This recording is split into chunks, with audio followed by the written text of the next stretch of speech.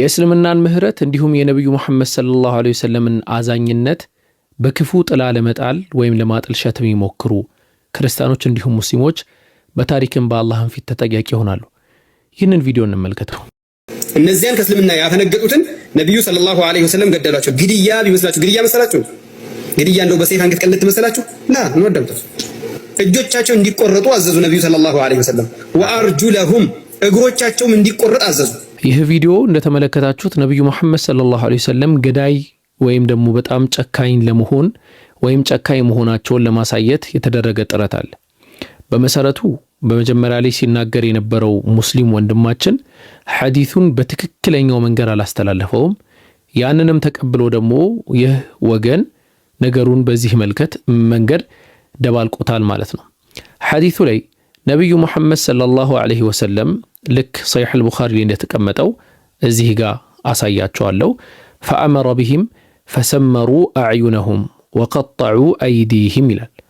ታዘዙና የነብዩ መሐመድ ሰለላሁ ሰሐቦች በሌላ ሪዋያም ይመጣል በዚሁ እንሂድና ታዘዙና የነዚህን ሰዎች አይን በጋለ ብረት እንዲዳበስ ተደረገ ማለት ነው። እንዲሁም እጆቻቸው እንዲቆረጡ ተደረገ። ግንስ ለምን አልተገለጸም? ምንም ማለት ነው። ሐዲሱን አልገለጹትም ለምን እንደሆነ።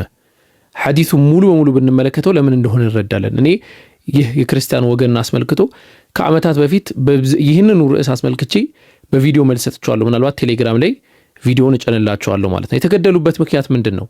እዚህ ጋር ተመልከቱት። ሰሂህ ሙስሊም ላይ ያለው ዘገባ ማለት ነው። እንዲህ ይላል ዘገባው። አን አነስ ከአነስ ረዲየላሁ ዐንሁ የተዘገበ ነው።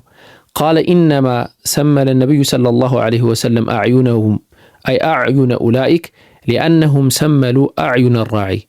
ነቢዩ መሐመድ ሰለላሁ ዐለይሂ ወሰለም የሰጧቸው የሆነ እረኛ ነበር። የዛን እረኛ አይን በተመሳሳይ መንገድ እነሱ እንደተደረጉት አድርገውት ነበረ።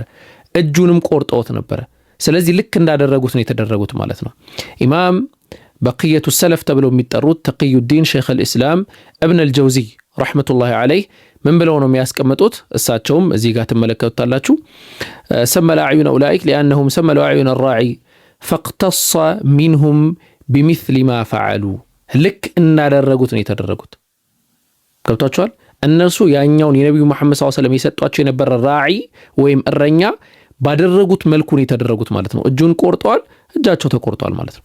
ኢማም አልበይሀቂ ረሕመቱላሂ ዐለይህ ማዕሪፈቱ ሱነን ወልአታር በተሰኘው መጽሐፋቸው በተመሳሳይ ደረጃ ኢነማ ሰመለ አዕዩነ ኡላኢክ ሊአነሁም ሰመሉ አዕዩነ ራዒ ብሎ ነው የሚያስቀምጠው።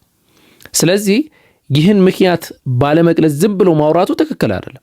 እነዚህ አካላት የቁርአን ኢነማ ጀዛኡ አለዚነ ዩሓሪቡነ አላህ ወረሱለሁ ወየስዐውነ ፊል አርድ ፈሳደን አን ዩቀተሉ አው ዩሰለቡ አው ቱቀጠዐ አይዲህም የሚለው የቁርአን አንቀጽ የወረደው በእነዚህ ምክንያት መሆኑን ሐሰን አልበስሪ ወገይሪሂ ሚነል ዑለማ ወገይሪሂ ሚነስ ሰለፍ ተስማምተውበታል።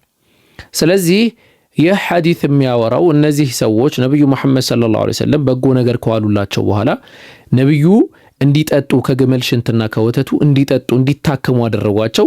ታከሙ። ከዛ ያንን የግመል ሽንትና ወተት እያለ በሚሰጣቸው የነበረን ሰውዬም ግመልንም ገለው ጠፉ ማለት ነው። ሲያዙ ግን ተመሳሳይ አይነት ቅጣት ተደረገባቸው ማለት ነው።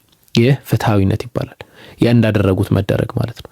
ባይብል ላይም ያለ ስለሆነ ይህንን ሐዲስ አስመልክቼ ሰፋ ያለ ነገር እዚሁ ጭንላችኋለሁ። እዚሁ ባዮ ላይ ስለምታገኙት እዛ ላይ ተመልከቱ ኢንሻአላህ። ሰላም አለይኩም ወራህመቱላሂ ወበረካቱሁ።